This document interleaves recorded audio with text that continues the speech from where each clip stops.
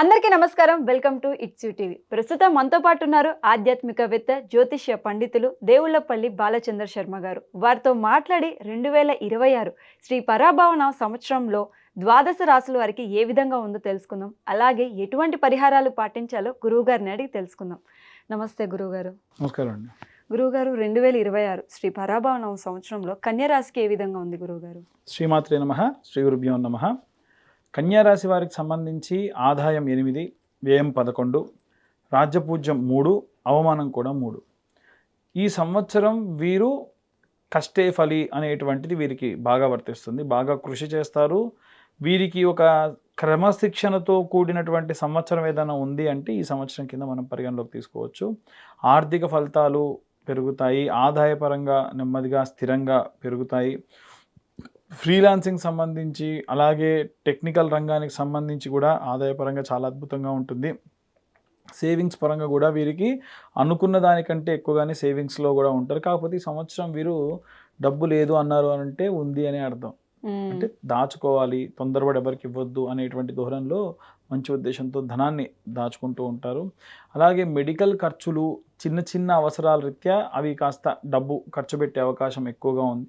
లేదా వాటి గురించి కొన్ని రకాలైనటువంటి రుణాలు, అప్పులు తీసుకునేటువంటి అవకాశం కూడా ఉంది. ఉద్యోగ వ్యాపార సంబంధితమైనటువంటి విషయాలకు వస్తే కనుక కష్టానికి తగినటువంటి ప్రతిఫలం దక్కుతుంది. ముందే చెప్పాం మనం, డిసిప్లిన్తో కూడుకున్నటువంటి సంవత్సరం అని.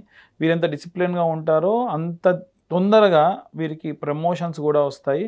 ఎప్పుడైనా వీరికి ప్రమోషన్ ఆలస్యం అవుతుంది అని అంటే వీరికి సంబంధించి ఏదైనా సరే ఇండిసిప్లినిటీ వల్లే అది ఆలస్యం అయ్యిందని మనం తీసుకోవచ్చు. టెక్నికల్ రంగానికి సంబంధించి కూడా శుభకరమైనటువంటిది. అలాగే ఈ యొక్క సంవత్సరంలో వ్యాపారానికి సంబంధించిన వాళ్ళు ఎవరైతే ఉంటారో కనుక వారికి అకౌంట్స్ సంబంధించి, కన్సల్టెన్సీ, డిజైనింగ్ రంగం, వీటికి సంబంధించి ఏదైనా సరే వ్యాపారాలు ఏదైనా సరే చేసినా కానీ ఖచ్చితంగా క్రమశిక్షణతో కూడిన వ్యాపారాలు అద్భుతంగా ఉంటాయి. అలాగే చిన్న చిన్న వస్తువులతోని వ్యాపారం చేసేటువంటి వాళ్ళు పెద్ద లాభాలు గడించే అవకాశం కూడా కనిపిస్తుంది.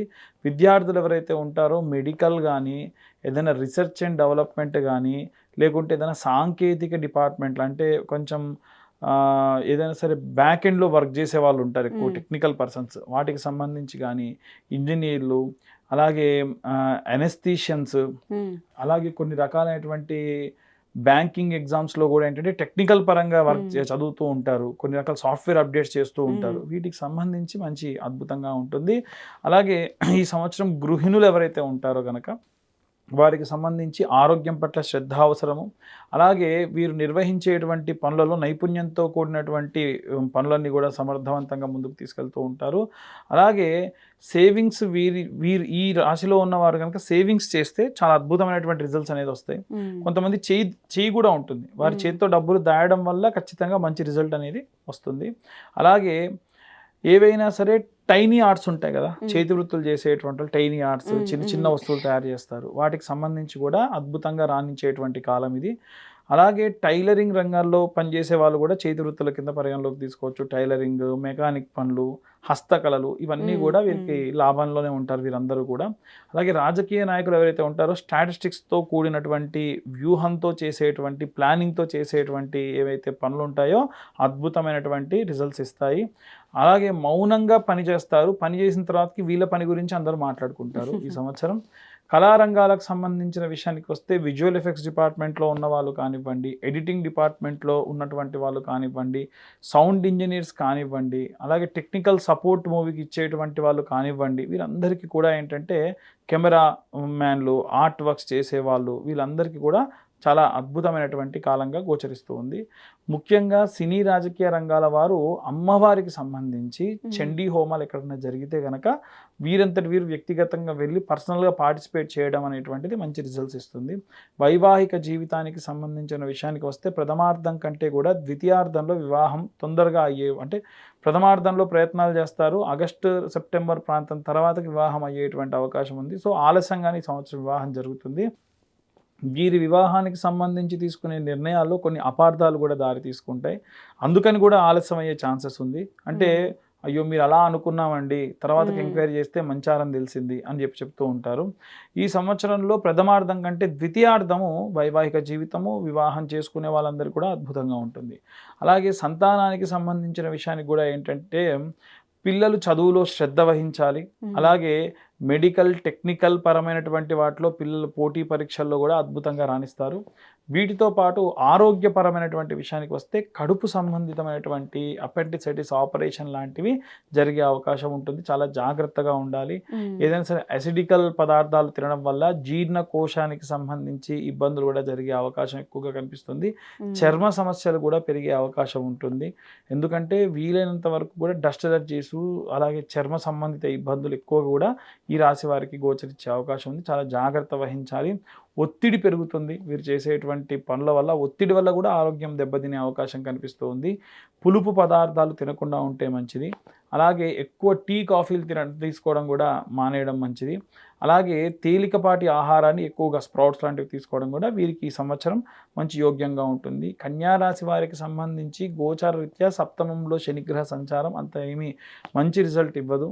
కాకపోతే ఏంటంటే వీరిని కాస్త మొండి వాళ్ళని చేసేటువంటి క్రమంలో ఉంటుంది. 6వ స్థానంలో సంచారం చేస్తున్నటువంటి రాహువు శుక్రుడితో కలిసి ఉన్నంత కాలము కూడా వైవాహిక జీవితానికి సంబంధించి ఇబ్బంది లేదు. కానీ ఎప్పుడైతే వైవాహిక జీవితానికి సంబంధించి సప్తమాధిపతి రిజల్ట్ కాబట్టి శుక్రుడు సప్తమంలో సంచారం చేసినప్పుడు భార్యాభర్తల మధ్యలో గొడవలు దారితీసే అవకాశం ఉంది. గురు గోచార రీత్యా చూసుకుంటే ఆర్థికాభివృద్ధి, ధనయోగము, విద్యలో లాభము, కుటుంబంలో సహకారము ఇవన్నీ కూడా మంచి గోచారంలో భాగంగా ఉంది. గురు రక్షణగా ఈ సంవత్సరం వ్యవహరిస్తూ ఉంటారు. గురువుగారు, వాళ్ళకు వచ్చిన ఆటంకాలను అధిగమించి ముందుకెళ్లాలంటే ఎటువంటి పరిహారాలు తీసుకోవాలి గురువుగారు? విశేషంగా ఈ రాశి వారికి సంబంధించి కూడా బుధుడు రాష్ట్రాధిపతిగా ఉన్న కారణం చేత మనకి లక్ష్మీ నరసింహస్వామి యొక్క హోమాలు చేయించుకోవడము, అలాగే వీలైతే ఎక్కడైనా సరే వెంకటేశ్వర స్వామి ఆలయ దర్శనం చేయడము, ఇంకా వీలైతే తిరుపతి లాంటి ప్రదేశాలని సందర్శించడము, తిరుపతిలో కూడా వకులామాతా దేవాలయానికి వెళ్ళి గనక అమ్మవారిని దర్శించుకోవడము విశేషమైనటువంటి సత్ఫలితాలు. మనకు తిరుపతిలో వకులామాత దేవాలయం ఉంటుంది, కొండపై ఉంటుంది. కాస్త ఎక్కి పైకి వెళ్ళాలి. అక్కడ కూడా పాత కాలువ అనేటువంటిది అక్కడ పేరు. ఇప్పుడు నూతనంగా వకులామాత దేవాలయంగా మారిపోయింది. అక్కడ అమ్మవారికి ఏంటంటే స్వామివారు ఉన్న రోజుల నుంచి కూడా అమ్మవారు అక్కడ ఎక్కువ సంచరించేవాళ్ళు, నివసించేవాళ్ళు. వెంకటేశ్వర స్వామి వస్తే వెంకటేశ్వర స్వామిని అక్కును చేర్చుకొని యశోదాదేవి మళ్ళీ ఇక్కడ వకులామాతకు వచ్చిందనమాట. సో అమ్మవారిని ఆరాధన చేయడం వల్ల ఈ రాశి వారికి వెంకటేశ్వర స్వామి సంపూర్ణ కృపా కటాక్షాలు ఉంటాయని చెప్పి శాస్త్రంలో ఉంటుంది. కాబట్టి కన్యా రాశి వారు ఆ ప్రకారంగా స్వామివారిని, అమ్మవారిని దర్శించుకోవడము, అలాగే ఎక్కడ మనకు శనివారం నాడు ఎప్పుడు అవకాశం ఉన్నా, ఒకవేళ బుధవారం నాడు మనకి పౌర్ణమి వచ్చినా సరే వెంకటేశ్వర స్వామి ఆలయంలో బుధవారం నాడు పౌర్ణమి రావాలి. అప్పుడు స్వామివారికి భోగం అంటారు. అంటే కాస్త పులిహోరతోని నైవేద్యం చేయించి మీ చేతులతో వారే పెట్టాలన్నమాట. ఇలా చేయడం వల్ల కూడా ఈ రాశి వారికి విశేషమైన సత్ఫలితాలు పొందవచ్చు. చాలా చక్కగా వివరించారు గురువు గారు. వారికి మరిన్ని శుభ ఫలితాలు చేకూరాలని కోరుకుంటూ ధన్యవాదాలు గురువు గారు.